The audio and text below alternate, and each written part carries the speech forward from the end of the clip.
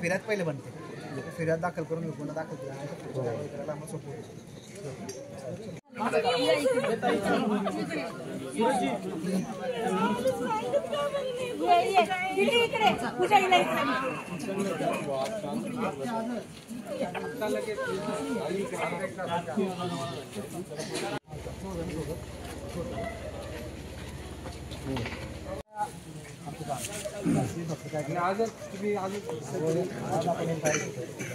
फिर्याद घेतल्याची आपल्याला काम वाटत जर आम्हाला तो स्पॉट पण घेतलेला आहे आणि तिथं होतो तुम्हाला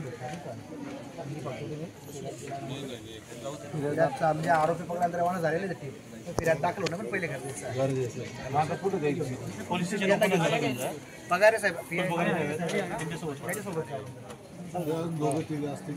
जा ना तुम्ही जा सोबत काय अडचण चल बाकी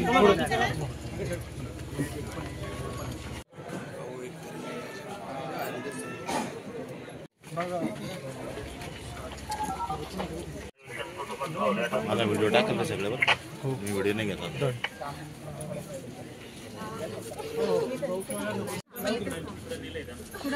त्यांची आई आणि बहीण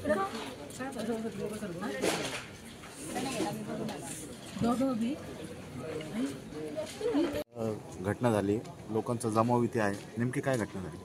आज उपनगर पोलीस स्टेशन हद्दीमध्ये आंबेडकर वाडी या ठिकाणी 2 सख्या भावांचा खून करण्यात आलेला आहे. धारदार शस्त्राने खून झालेला आहे. मयतामध्ये प्रशांत जाधव आणि उमेश जाधव अशी दोघांची नावे आहेत.